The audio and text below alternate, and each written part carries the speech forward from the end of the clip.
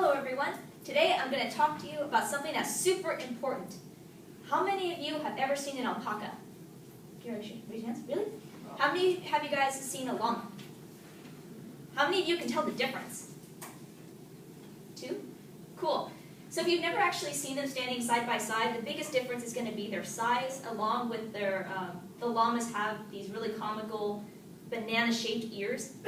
While if you're looking at an alpaca, they're mostly straight. Both of these animals are from the same family, which is referred to as the camelid family, which includes llamas, alpacas, vicuñas, and camelids. Both llamas and alpacas originate from South America.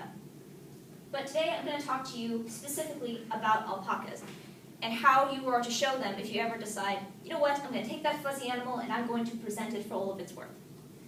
So alpacas originated from South America, and according to Julia Brown, in her article from the Alpaca magazine, the 2015 Herdsire edition, they're from a certain mountain range, but usually Brazil and Chile. And these animals were first imported into the US in the 1980s. And the main reason that she stated between llamas and alpacas and why people generated more towards alpacas was that llamas were used generally for their size and aggression, which was helpful for being a pack animal, which is they carry stuff around for you, or guarding the livestock.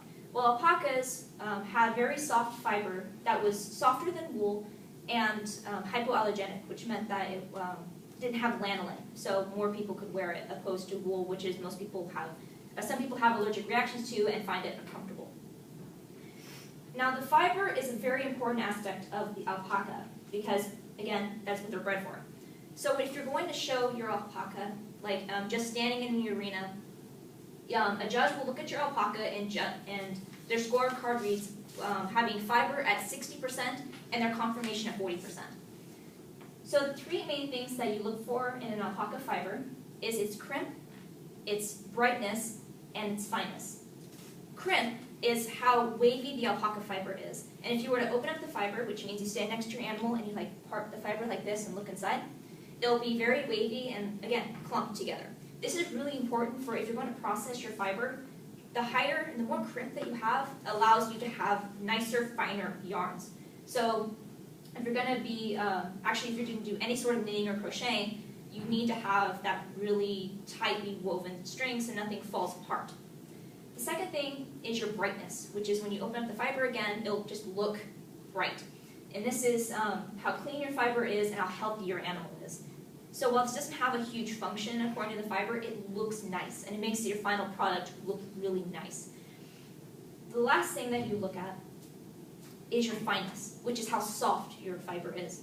If you were to touch the animal, that's the way judges will look at your fiber. So they touch your animal and they see how soft it is, it's nice to the touch, and they'll pull off samples and lay it against their sleeves, so they'll have a black jacket with a white cuff. And that allows them to look at any of the color variations to be able to see how fine your fiber is. The way that breeders examine fiber is something called micron count, and that is they take a sample of the fiber and they send it out to a university who performs a test on it, and then they'll receive a score of their micron count. The lower the number, the finer your fiber is and more desirable your animal is. While these stats are slanted, with whites being more naturally finer than blacks, a breeder will look at a micron count when they're purchasing an animal to make sure that it will work within their own herds. For example, if you have an animal that is 18 years old but still has a low micron count, that animal would be desirable because it's able to hold that low micron count throughout its lifetime. Naturally, as the animal gets older, micron counts tend to get higher, no matter what color, just because of the animal's age. The second thing that you look for when you have your animal out is just their conformation. And that's just generally how it looks. So when you're showing an alpaca, you have a halter that looks something like this. Well, this is just a general pasture halter. A show halter will be both black on the halter and black on the lead rope. And generally a show halter is a little bit finer, so you can really help to see the animal's head. So when you're showing, you need to make sure not to touch this brass implement right here, because the last thing you want to do is be showing your alpaca and suddenly, oops, your animal's free. So it's important to keep your hands down here. And so what the judge is going to look at is their teeth, for one. And teeth are super important because if you have bad teeth, then you can be disqualified. Alpacas only have teeth on their bottom jaw and a hard upper gum on the top, which means that they should rest perfectly like this. This is what's called a perfect bite. A disqualifying feature of teeth can be if the teeth are too far forward, the underbite, or an overbite, which the teeth are too far back. And you can see exactly what is a disqualifying trait from what is lovingly referred to as the Bible of alpaca showing, the art and science of judging alpacas. And it has a variety of judges, 4 judges who actually wrote the book. The most common in this area being Amanda van de Bosch. Another thing that you need to look at when judging conformation is how straight the alpaca's legs are.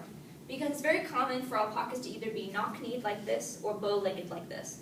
And this is from a variety of features, mostly due to genetics, but another common one is alpacas not getting their, the vitamins that they need at a young age when they are crias, or babies.